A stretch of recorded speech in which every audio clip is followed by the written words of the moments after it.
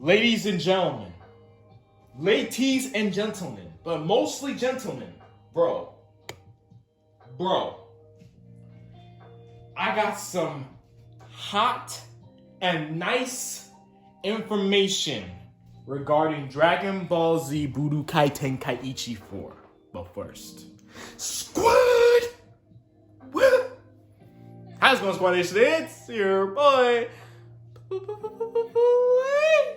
Sykes. Today, we are back. Yes, we are back. Talking about more Budokai Tenkaichi 4, bro. Look, I know what you guys really want, but listen, my nigga. Look. I'm hyped for this game. And the information that I got, bro,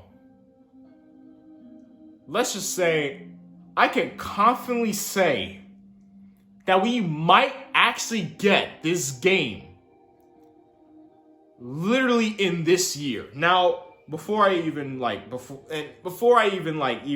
go ahead and toss that out there, let me discuss the information that I recently just received.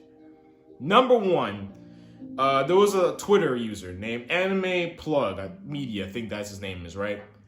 And my man's actually, he posted like this tweet back in April of 2022, of literally last year, that Bandai trademarked Budokai Tenkaichi. Now, why is this even a big thing? And to discuss what the heck trademark even is, for those that don't really know, basically trademark is basically like, you see like the little logo, say for example, you get like a Spider-Man game, and basically you see like the logo of like Insomniac on there. That's basically what trademark means. Basically like, that's a show that this is their product and vice versa, right? And why is this such a big deal? Is mainly because Atari, from back in I would even say like during the early years of like 2000s, maybe even further, they were the ones who trademarked like the Dragon Ball games all the way up until like 2010, right? They were the ones that trademarked and pretty much published like the Dragon Ball games here in the West of North America. Now, obviously not Bandai Namco obviously trademarked the other games like, Dragon Ball Z, like Budokai Tenkaichi and stuff like that. But it only was in Japan and Europe. It wasn't until like 2010 that Bandai Namco like officially made like their own US of A of Bandai Namco, stuff like that, to publish the games like that. So it was only until that point forward that Atari relinquished it and gave, I guess, the whole rights to Bandai Namco and stuff like that, right? So this is big. That's like big, crazy. And what's even way bigger is that Anime Plug Media hit back this tweet that basically that now people are starting to talk about. And apparently when he said that it was obviously the tweet when he made was like back in April, that obviously they were trademarking the game. Man literally said that they actually trademarked Budokai Tenkaichi before April of that year. Before April. So who freaking knows, man? Who freaking knows? But that's only one piece of information. The second piece of information will actually 110% actually leave you in shock and awe and surprised. So there was an actual survey back in December of 2021. Another Twitter user named I can't pronounce the name for lack of better words, but there was a survey back in December 2021, and basically it asked a survey from each of these Dragon Ball games, which of these games have you played the most, or I guess what are these games that you actually played, bro? Obviously, the list had all the recent Dragon Ball games, like Z Kakarot, Xenoverse 1, Xenoverse 2, Fighters, and obviously Super Dragon Ball Heroes World Mission, right? But guess what's also on that list? Dragon Ball Sparking Meteor, which is the Japan name for Dragon Ball Z Budokai Tenkaichi 3. Bro. And there's also Dragon Ball Fusions on that list, but bro. Why is that game on that list? Why is that game on that list? That, keep in mind, you guys gotta realize, you know what I'm saying? Like, bro, this is a Dragon Ball Z Budokai Tenkaichi 3 is a 16-year-old game. So why in anybody's right mind ever list that? That one specifically.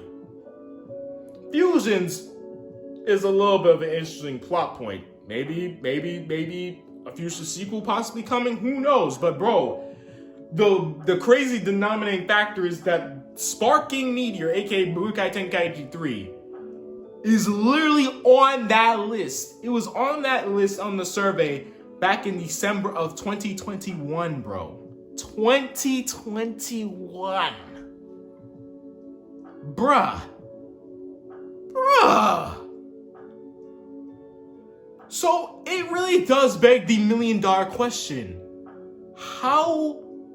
Since when did they start development? And how long has it been in development for? Now, I got a theory cooking, man. Okay? The PS5 and pretty much every next-gen console came out in 2020, right?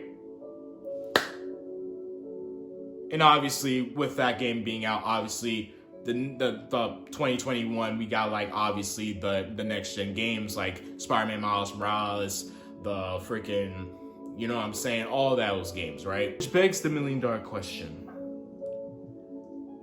Did Bandai Namco start, or at least the people, the developers that was making this game, did they actually start development since 2021? Now, if that's the case, if they actually started development since 2021 for the PS5 alone, since, because again, like I said, by that point in time period, the PlayStation 5 and the Xbox Series X, they were already out. They were already, you know what I'm saying, already making their rounds. Sure, there was a problem to get, but now with, PS5s now being easy to get now more than ever, bro, if this game has been in development since 2021, I am a firm believer that this game might actually release in 2023. Guaranteed, damn pretty sure at the end of the year we're going to get this game. Now, like I said again, in the last video, why I still feel like that's a surefire way, even now with these claims, keep in mind,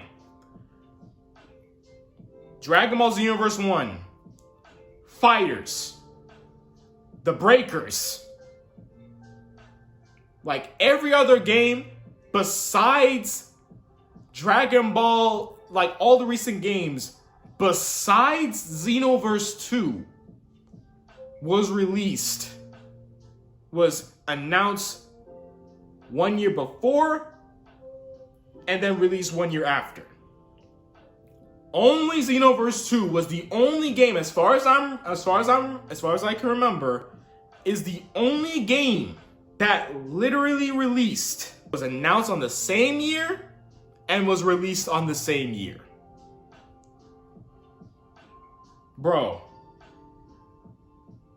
if they release this game it's a done deal. They wouldn't, bro. Look. Because it kind of does make sense. This game was cooking a 2-year. This game has been in development for 2 years and some change, my boy. 2 years.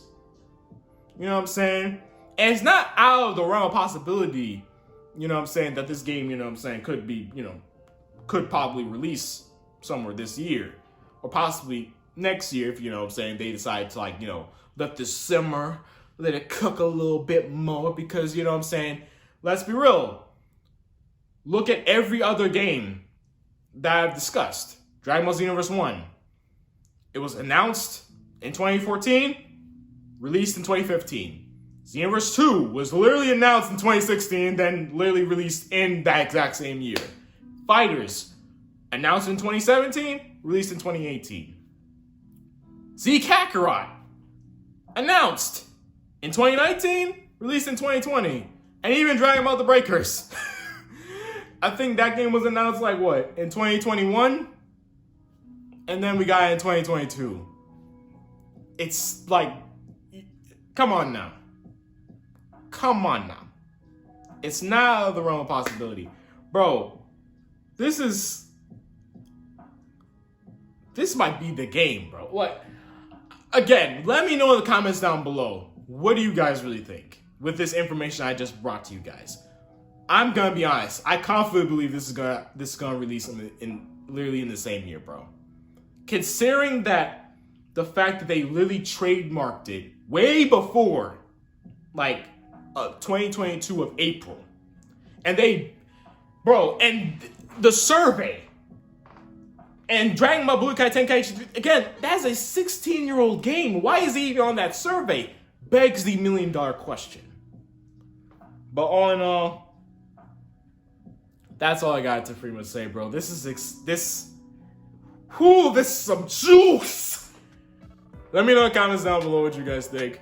Like this video, share this video across social media if you can, and subscribe if you're new to my channel. This is Player Psych signing out. As always, thank you guys so much for watching. Peace!